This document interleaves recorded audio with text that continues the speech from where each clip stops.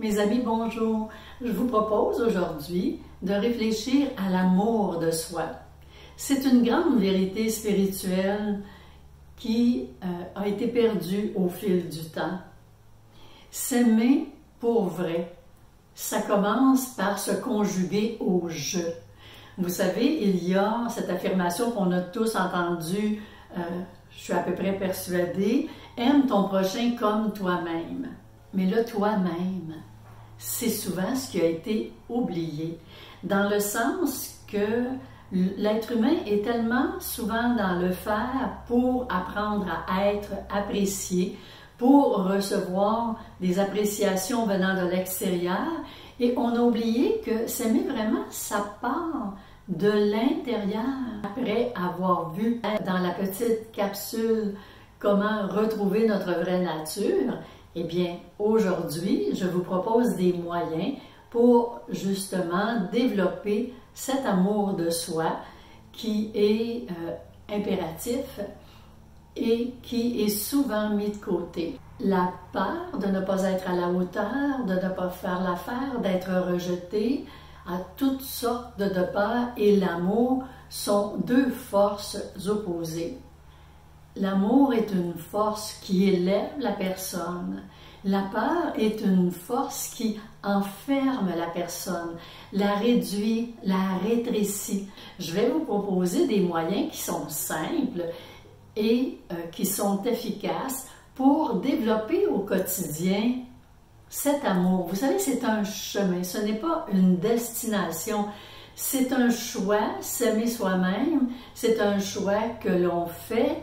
C'est une décision que l'on prend chaque jour, parce qu'il nous arrive de vivre certaines situations au travers lesquelles on a l'impression de ne pas avoir été à la hauteur aussi parfaitement qu'on aurait voulu, et ce faisant, on a parfois développé l'habitude de se critiquer, de s'en vouloir, alors que de s'aimer, c'est apprendre à se regarder dans notre entièreté, et ça va passer par découvrir que l'on a des failles qu'il y a à l'intérieur de soi, et c'est ce qui nous fait peur, la découverte de certains aspects qui ont besoin d'être mis dans la lumière, d'être éclairés, d'être aidés, d'être transformés. Et ceci étant, on va le faire un pas à la fois. Alors donc, ce n'est pas une destination, c'est un chemin à parcourir, et idéalement, c'est de le faire dans la bienveillance. Mais qu'est-ce qui nous empêche de nous aimer? Il y a toutes ces voies du passé que l'on porte, à savoir qu'on devait être parfait, qu'on devait être impeccable, qu'on devait faire les choses de cette façon, sinon ce n'était pas la bonne façon. Donc, il y a eu plusieurs aspects dans nos vies où on s'est senti jugé, observé, critiqué, et on est encore porteur de ces voies du passé qui continuent de se manifester à l'intérieur de nous-mêmes sans qu'on soit vraiment si conscient de la force de ces voies qui sont à l'intérieur de soi.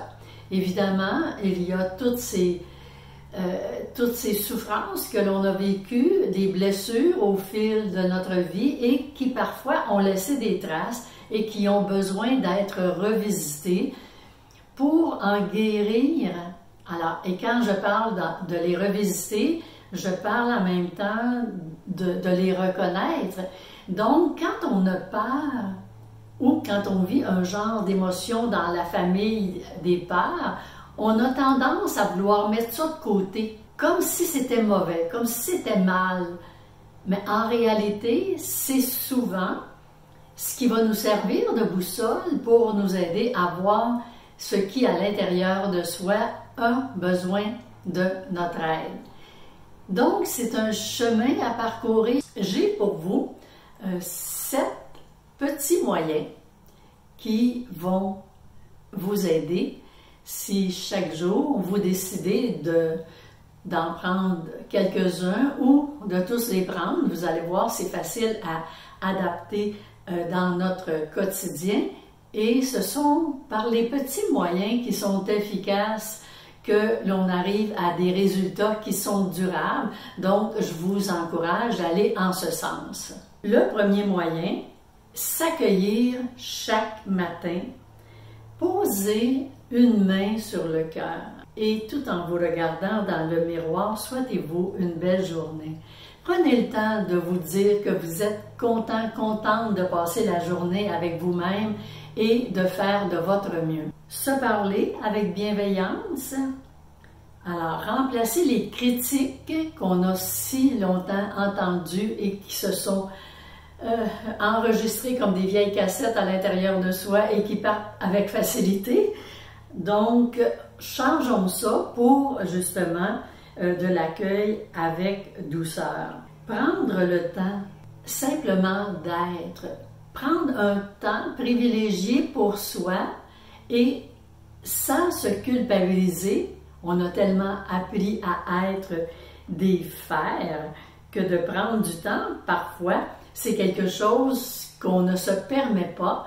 Eh bien, c'est une habitude que l'on peut développer et je vous invite à aller dans ce sens. Honorer ses ressentis, quand on écoute ce que l'on sent sans se juger, comme je vous ai mentionné tantôt, c'est un peu comme si on avait une boussole qui nous guide pour voir qu'est-ce qui a besoin de notre aide.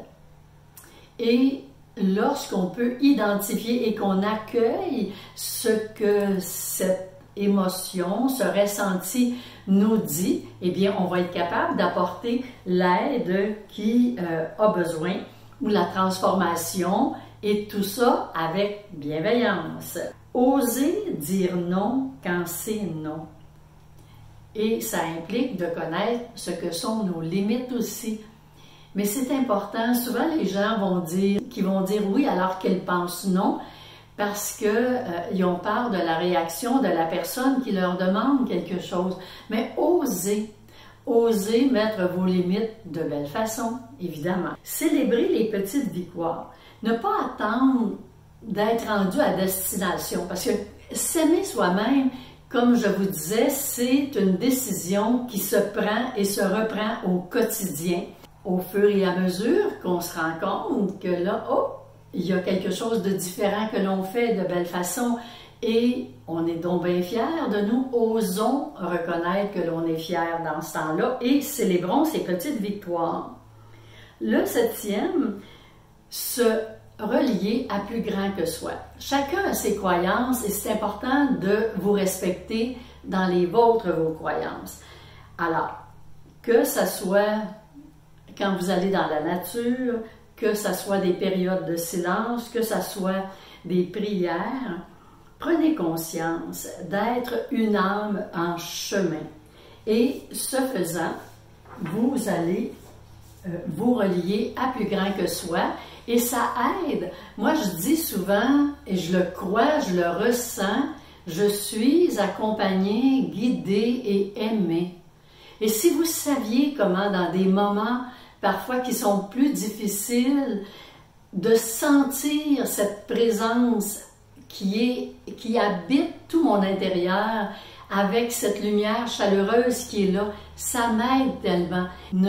L'amour vrai ne se cherche pas et ça vient pas de l'extérieur. Ça va venir de l'intérieur.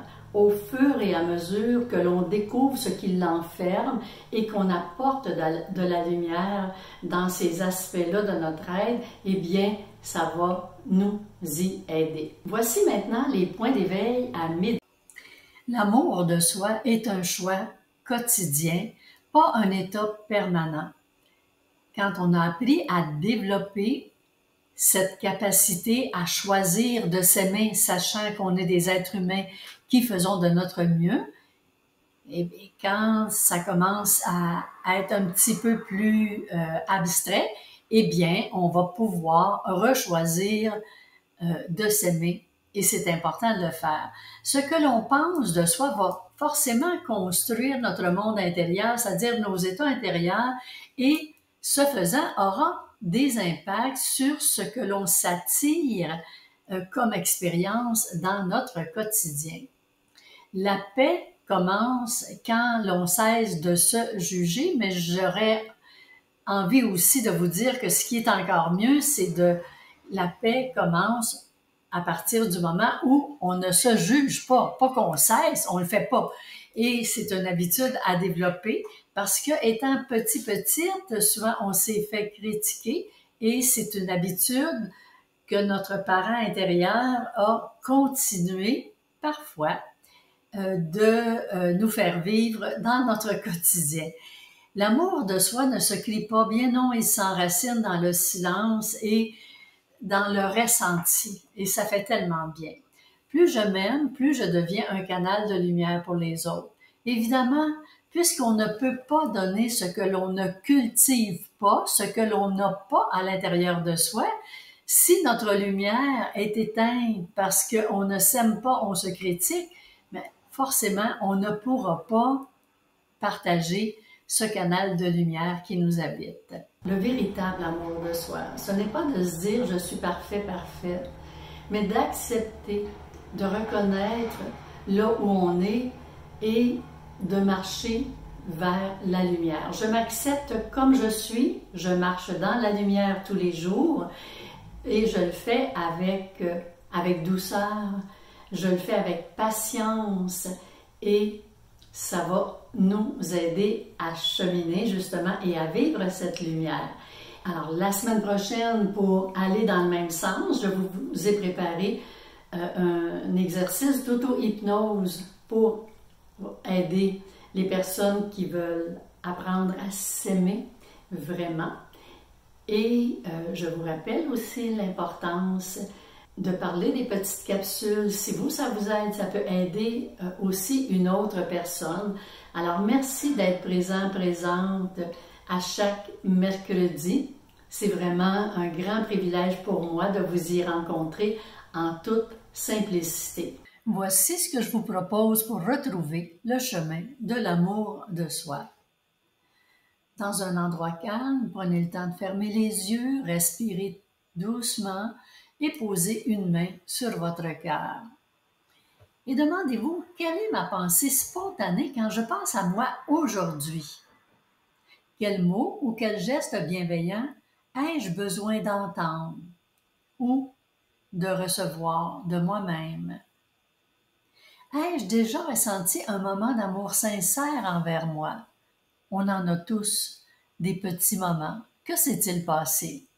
Qu'est-ce que j'apprécie profondément en moi, ici et maintenant? Quel geste d'amour puis-je poser pour moi aujourd'hui?